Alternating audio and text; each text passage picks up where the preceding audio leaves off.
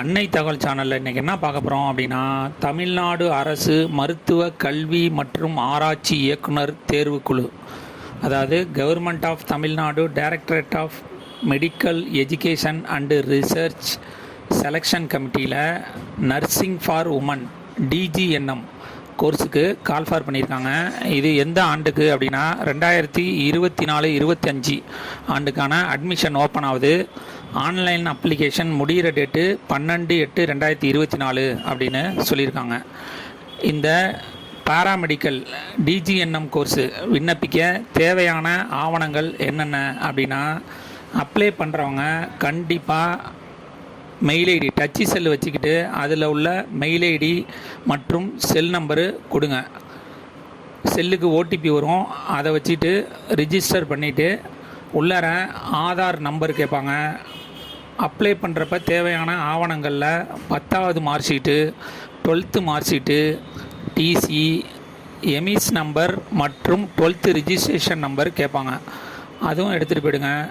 ஜாதி சான்று, அப்பாவுடைய ஆதார் கார்டு, அப்பாவுடைய ஜாதி சான்று மற்றும் வருமான சான்று, நேட்டிவிட்டி சர்டிஃபிகேட். கடைசியாக 6லேருந்து 12வது வரலும் தமிழ்நாட்டில் படிச்சிருந்தீங்க அப்படின்னா எந்த ஸ்கூலில் படித்தீங்களோ அந்த ஸ்கூலில் படித்ததுக்கான போனோஃபைட் சர்டிஃபிகேட் வேணும் அப்படின்னு சொல்லியிருக்காங்க. அதே மாதிரி நேட்டிவிட்டி சர்டிஃபிகேட் அப்படிங்கிறது இ-சேவை மையத்தில் ஆன்லைனில் அப்ளை பண்ணுறப்ப நேட்டிவிட்டி சர்டிஃபிகேட் 2 டைப் இருக்குது. நேட்டிவ் பை பர்த்து அப்படின்னு ஒரு சர்டிஃபிகேட் இருக்குது, நேட்டிவ் பை ரெசிடென்ஸ் அப்படின்னு ஒரு சர்டிஃபிகேட் இருக்குது. நீங்கள் அப்ளை பண்ணுறப்ப நேட்டிவ் பை பர்த் அப்படிங்கிற பிறப்பிடச் சான்றிதழ் அப்படிங்கிறத தான் வைக்கணும் அப்படின்னு சொல்லியிருக்காங்க.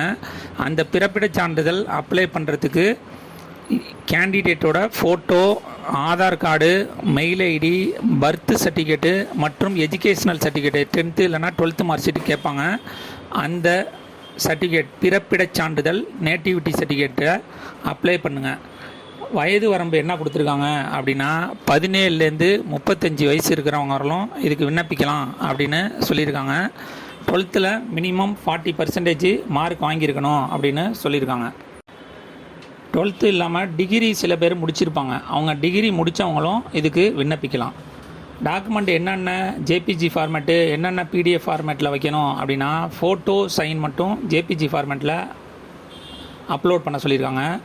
மற்ற எஸ்எஸ்எல்சி மார்க் ஷீட்டு கம்பல்சரியாக ஏற்றணும். +1 மார்க் ஷீட்டுங்கிறது மேண்டட்டரி கிடையாது, இல்லைனாலும் இருந்தாலும் ஒன்றும் பிரச்சனை இல்லை.